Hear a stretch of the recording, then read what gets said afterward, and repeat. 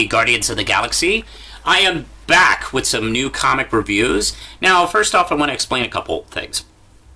I have been not recording for about a month or so, and I apologize about that. I had two problems, actually. Number one, Lindsay's camera, after 7 long years of faithful service, has died a natural death, and we miss it. We buried it in the front yard, and it was quite sad.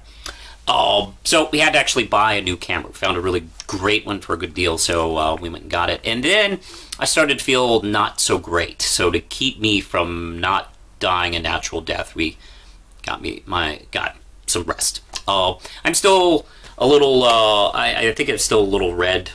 So don't worry, I'm not dying. It's not serious. I'm getting better. It's not contagious. You're not going to catch it by watching this video. I will be fine. But I'm tired of not doing videos. So here we go. We are brought to you by the comics from Primal Paper Comics, which are done by me and some other awesome guys. Red Knight 7 came out last month.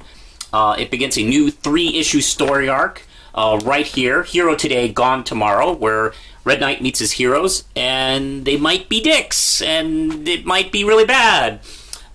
Issue 9 of Jeff Hewitt's The Ends came out this month, actually. This is part 2 of The Balance Due. The Parent Gene has been a hero since the 1930s. Through his fantastic, awesome science juice, he's been keeping himself alive all this time. But now it's not working, and there are some big cosmic baddies coming to clean up the town of Norfolk with him and his cohorts. Is he going to be the last one? Is he going to last the day because he's rapidly growing old? Find out. Both of these are available to primalpapercomics.com, and Red Knight is available also on Manos Publishing at Etsy.com. Now, let's get to some other comics, namely She-Hulk #1. I'm going to review a couple. I'm reviewing 4 comics, actually, from the last couple of weeks. She-Hulk #1 by Charles Soule and Javier Polo, and this is great. This actually reminds me a lot of the Dan Slott years on the She-Hulk book. For those of you who aren't aware of Dan Slott's run on She-Hulk, it was actually a fantastic book. I think it revolutionized the character just as much as John Byrne did on Fantastic Four and Roger Stern on Avengers back in the 80s, where it focused on her job as a lawyer just as much as it was on the superhero stuff. There was a lot of humor, and it was a great book, and I highly recommend checking that series out, either in back issues or trade. This kind of picks up from there, actually, and it starts where she's been working at this law firm, Payne and Luckberg, for about a year. So in Marvel time, I don't know, probably 1978, and let's see, she's feeling pretty cocky. She's had a pretty good year working for them. She comes in for her initial review, and they quite coldly tell her, you know what, we brought you in specifically to bring in some superhero cash, and some patents, and some really good deals, and you're not doing any of that. You're just being a good lawyer. So, do better. And that's kind of all they tell her, and, well, she didn't really take that so well. This is She-Hulk, for God's sakes. She quits after really giving it to them as a speech, and then turns around and destroys their table with a tap. Now she's kind of out on her green butt again without a job, but, you know, she does usually kind of jump back into the fray pretty quickly, but right now she's unemployed, where she gets this lawsuit where this woman's husband had developed a technology that she believes got stolen by Stark Industries. But hey, nobody wants to help her. I don't know why. Nobody wants to take the case, except She-Hulk, because it's like, hey, I know that guy. You know, we've worked together, saved the world, nearly probably got killed and brought back to life, 87 times together, slept together. We've done it all. No, I got it. Well, she kind of forgot that Tony Stark doesn't become Tony Stark without an amazing legal team. So she has to go through a lot of hurdles, actually. So, which gets her to actually face Tony herself. Oh, what a great story! What a great bit of legalese and humor and a lot of Marvel continuity. I love there's one scene where Tony's lawyer talks about the history of working with Tony Stark and the fact that he had died once and how that becomes effective, in their daily pursuits, legally, and how they cover that. I think that's really interesting. Oh, anyway, it all ends with Jennifer starting her own law firm, which she's never done. She's always worked for some law firm. So this is kind of exciting, her taking the Matt Murdock route. Very interested to see where this series goes. It's a lot of fun. The art is beautiful. I love this artist a lot. This is a great book. If you're interested in She-Hulk and the least, I do recommend picking this up. And the Dan Slott books, by the way. I should give a shout out to them. 5 Ram Chips. Issue 23 of All New X-Men by Brian Michael Bendis and Stuart Immonen. I've been interested in this series for a while. It's one of those books that has succeeded despite the fact that it has a whacked out concept. It's like, how is this going to work as an ongoing? Well, it's working as an ongoing. It's very, very good. And this is the trial of Jean Grey, where the Shi'ar has captured Jean Grey, teenage Jean Grey, who's been brought here to the present from the past, and she has been captured because they're going to put her on trial for the things she's already done in the past, but to her, they're her future. Yeah, that's what we're doing here. Anyway, the Scooby Gang plus the Guardians of the Galaxy are heading out to try and rescue her while she is being put through the process of the Shi'ar government, essentially. There's a cool scene where she has a conversation with one of the Shi'ar psychics, and I suppose her representative, a Minder. Minder is what they call themselves, and they have this interesting conversation because, yeah, like I said, what she has done as Phoenix has happened in her past, but to Jean, this is her potential future, and man, what a crazy situation for her. And the dialogue, as usual, is Bendis great between the Guardians and the X-Men. I love the scenes between Iceman and Rocket Raccoon. This is just top-notch, and the art is just fantastic. Great story. I'm just kind of just jumping onto this series after stupidly not for the time being. This is a really great book. 5 Ram Chips. Alright, now, Hawkeye, number 15 by Matt Fraction, David Adja.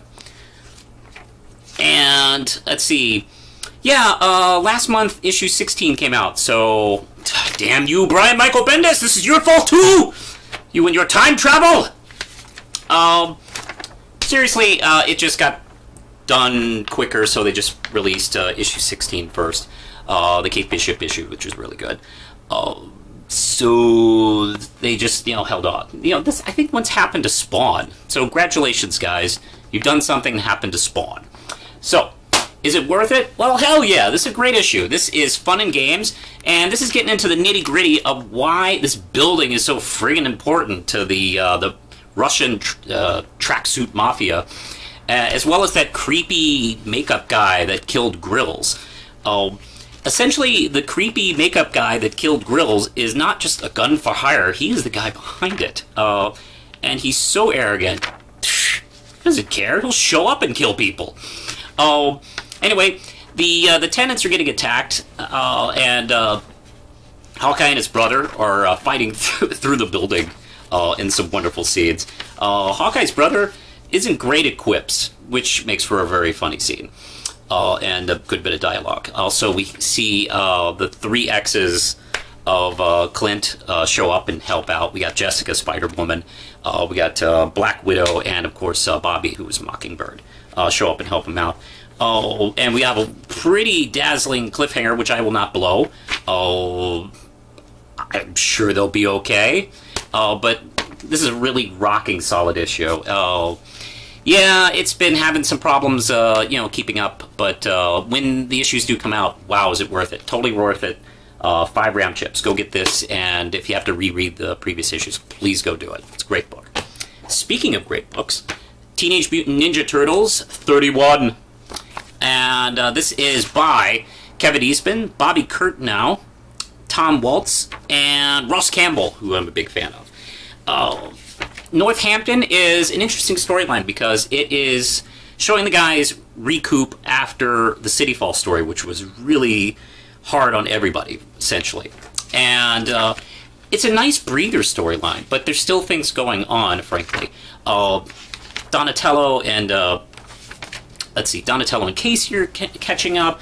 Michelangelo is. They are spending time on April's family's property, and her family are retired scientists. They used to work for StockGen, and her dad is kind of in his declining years. He's not really doing well.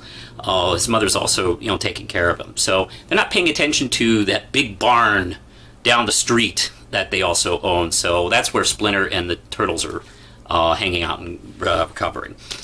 While at the same time, April is kind of trying to find out from her parents what they know about StockGen. And to add fuel to the fire, just be a little more complicated, Alapex left the Foot Clan and decided to hang out, but of course Raphael doesn't trust her. But is there a beginnings of a relationship between these two? I don't know. Let's see. One of my favorite moments, actually my favorite moment in this scene, this issue, is the scene between Splinter and Leonardo, because Leonardo felt really bad and feel like he betrayed Splinter, and Splinter feels like he failed Leonardo, and they just haven't really gotten the nerve to talk to each other about it yet. And what a great scene between them. And there's no platitudes about destiny or fulfilling who you are, any shit like that. Which, bad Splinter can be written that way. Any mentor character, really. This scene is just father and son talking, and it's very touching.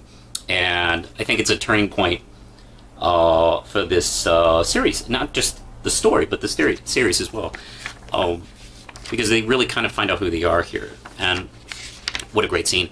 Also, April's trying to figure out what she should do with this vial of mutagen she found.